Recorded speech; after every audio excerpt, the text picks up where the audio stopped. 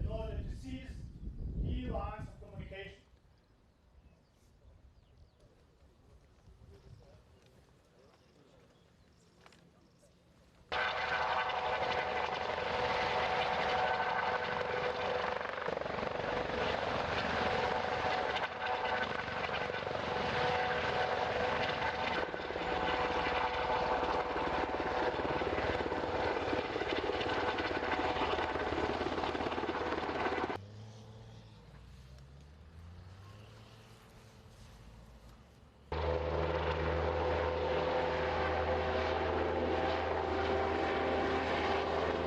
Be deployed to a secure distance to avoid enemy indirect fire and maximize.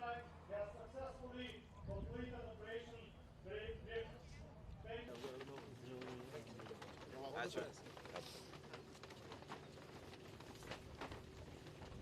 Our friends, Finns, have with great experience in sniper.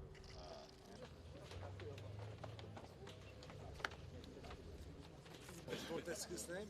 Spartan. Sparta. Sparta. Sparta.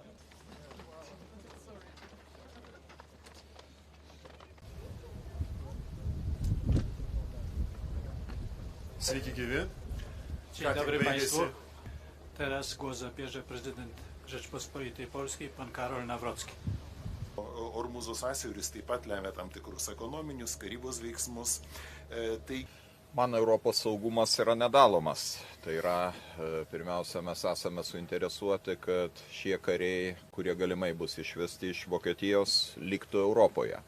Ir turbūt jau antrasis aspektas yra, kokioje konkrečioje šalyje jie būtų dislokuoti.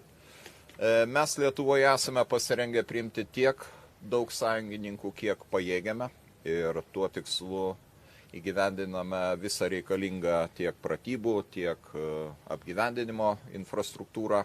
Dėl tam tikrų susikloščiusių faktorių. Viena. Laukiame 5000 Vokietijos karių brigados visiško dislokavimo iki 2027 metų pabaigos. Turime daugiau kaip 1000 Jungtinių Amerikos valstijų karių savo šalies teritorijoje.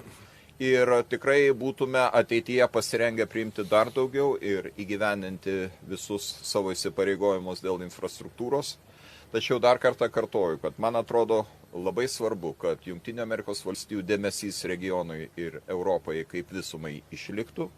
Ir privalome padaryti viską. Ir mes su prezidentu Navrockiu ir visi kiti NATO sąjungininkai, kad Jungtinės Amerikos valstijos nenusigręžtų nuo Europos, nes tai yra demokratinės jėgos, tai yra mes iš tikrųjų esame tos tvirtovės, kurios užtikrina demokratijos saugą prieš diktatorių mėginimus ją suardyti. Ir štai dėl šitos priežasties privalome išlikti kartu, privalome išlikti solidarus.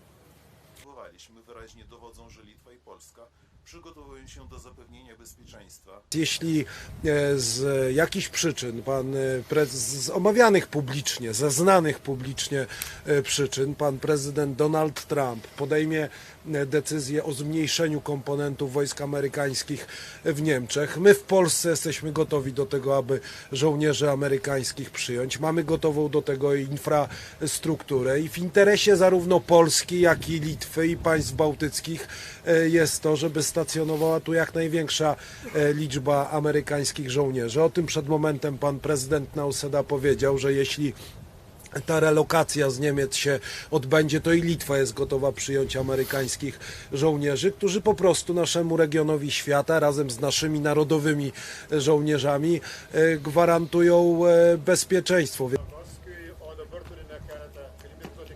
Dziękujemy panu prezydentowi Nawrockiemu. Priemonės, ta prasme, priemonių skyrimo tvarka, kad būtų išlaikyta, bet Lenkija reaguos.